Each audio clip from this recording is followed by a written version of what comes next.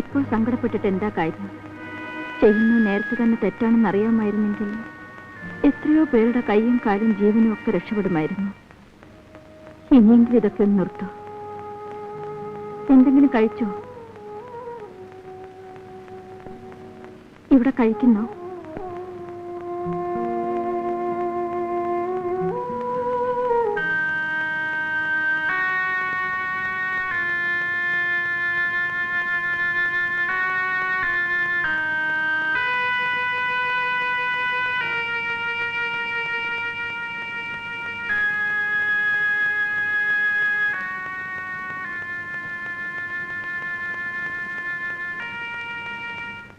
എന്താ ഒന്നും കഴിക്കാത്തത്? ഈ ചോറിന് വേണ്ടി നീ എന്തെല്ലാം അനുഭവിക്കേണ്ടിയിരിക്കുന്നു എന്നാലോചിച്ചു.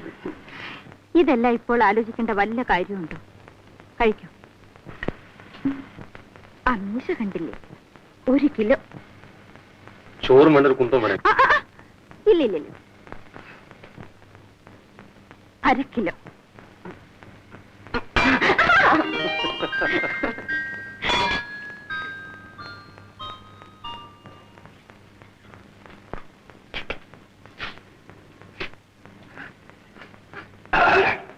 എന്തൊരു വൃത്തികെട്ട ശീലം. ഒരു മൂക്കുപ്പൊടി വല്ല കള്ള ചരയാണെങ്കിൽ പിന്നെ സഹിക്കാം. ഇതിന്റെ സുഖം എന്താണെന്ന് നിനക്കറിയാം? ആട്ടെ, ഒരു കാര്യം ചോദിച്ചാ നീ പിണങ്ങോ? നീ എങ്ങനെ ഈ തൊഴിൽ വന്നുപെട്ടെ? കോളേജിൽ പഠിച്ച് ഡിഗ്രി എടുത്തു. വെറുതെ ചെളിയിൽ കൈയിട്ട് മുഖത്ത് തേക്കണോ? എങ്ങനെയാണെന്ന് അറിയാമെന്ന് വെച്ച് ചോദിച്ചാ? ആരോട് ചോദിച്ചാലും പറയും നമ്മുടെ ഈ സമുദായമാ. എന്റെ അച്ഛൻ മരിച്ചിട്ട് ദിവസങ്ങൾ പോലും ആയില്ല. എന്റെ അമ്മയ്ക്ക് തനിച്ചു കിടക്കാൻ വയ്യാതായി. ഒരു ദിവസം എന്നെ തനിച്ചാക്കിയിട്ട് അവരുടെ ഒരു കാമ്പന്റെ കൂടെ ഇറങ്ങിപ്പോയി. 16 വയസ്സേ അന്നെനിക്കുണ്ടായിരുന്നു. പക്ഷേ എന്നിൽ കണ്ട സ്ത്രീരൂപം പലരെയും ആകർഷിച്ചു തുടങ്ങി. അയ്യോ, എത്ര സഹതാപികളായിരുന്നെന്നോ എനിക്കെന്നുണ്ടായിരുന്നത്. പുതിയ പുതിയ അച്ഛന്മാര്, അമ്മാവന്മാര്, ചേട്ടന്മാര്. ഇന്നിതാ 6 കൊല്ലമായി സർവീസ് തുടങ്ങിയിട്ട്. 22 വയസ്സായി എനിക്ക്. ഉള്ളു തുറന്ന് സംസാരിച്ചോണ്ടാ ഉള്ള വയസ്സ് പറഞ്ഞത്. മറ്റുള്ളവരോട് പറയുന്നത് 18 10 രൂപയുടെ കൂടുതൽ കിട്ടുമല്ലോ. നീ എപ്പോഴെങ്കിലും ജയിലിൽ പോയിട്ടുണ്ടോ? ഒരു പ്രാവശ്യം. എത്ര കാലം മാപ്പ് കിടന്നു? 3 മാസം. പ്രതിക്കൂട്ടിൽ തലയും കുനിച്ച് നിന്നിരിക്കണം. ഞാനെന്തിനു തല കുനിക്കുന്നു?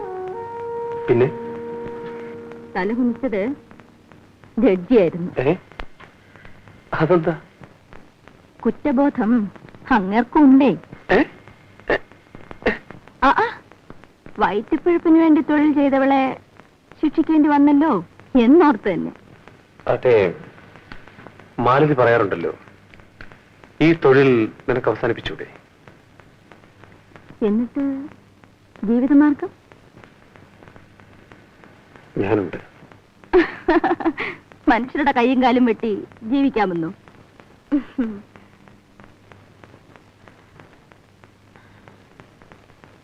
എപ്പോൾ പോലീസ് പിടിച്ചകത്താക്കുമോ ആവോ. എന്നിട്ട് ഞാനും കൂട്ടിന്.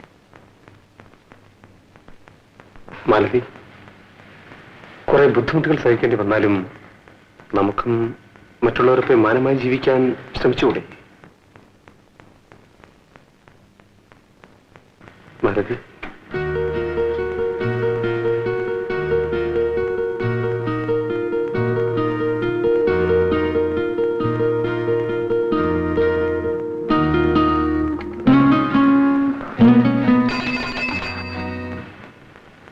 മാലതി, ശരി, പൊയ്ക്കോ. എന്താ മാലതി? ദയവ് ചെയ്തൊന്ന് പോകൂ. എന്റെ പഴുപ്പ് മുട്ടിക്കാതെ, എന്റെ മനസ്സിനായിട്ട് കുഴയ്ക്കാതെ പോകാനാ പറഞ്ഞത്.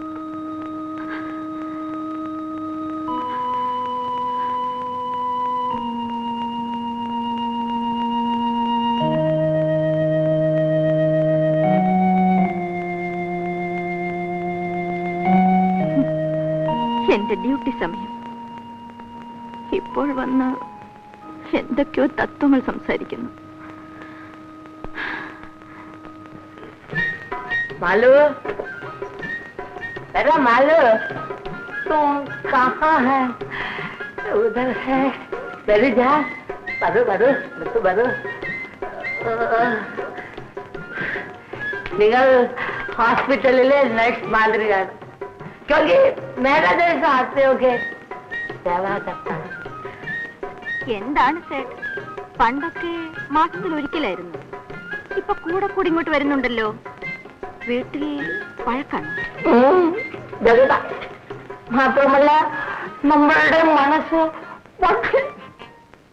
മൾട്ടി, നമ്മൾക്ക് എന്താണ് ഒരു തെറ്റു? പല്ലു നമ്മൾക്ക് ഖേട, അതല്ലാതെ നമുക്ക് എന്താണ് ഒരു തെറ്റു? എന്നിട്ടും നമ്മളുടെ ബീവി വേറെ ആൾ കൂടെ ദോസ്തി കാണിക്കും. നമ്മളുടെ കയ്യിലെ പൈസ കൊണ്ട് ബീവി കൂടെ കാറിലെ ആരാംസെ പോകാം. ഇപ്പോ ഒറ്റയ്ക്ക് ആട്ടോയിൽ പോകുന്നു.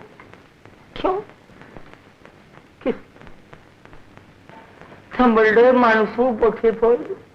പേരും ആട്ടോ അമൃതലാലും ആയി.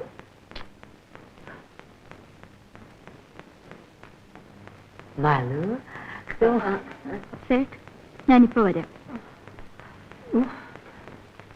मालू, तू जल्दी आओ ना.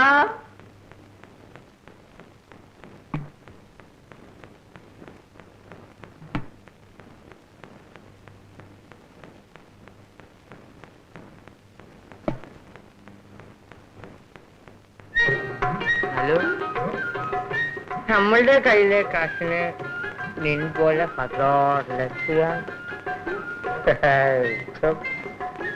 ഏക പട്ടിണിപ്പെട്ട മതിയാ, അതുപോലെ ഏകവേശ്യാവുള്ള ഞാൻ. മാലു, മാലു, നീ നമ്മളുടെ ഭാര്യയേക്കാൾ നല്ലതാണ്. ക്യോങ്കി നമ്മളുടെ മാർമേലെ കിടന്നു നീ നമ്മളെ ഓർക്കും. ലേക്കിൻ നമ്മളുടെ ഭാര്യ നമ്മളുടെ മാർമേലെ കിടന്നു വേറെ ആളെ ഓർക്കും.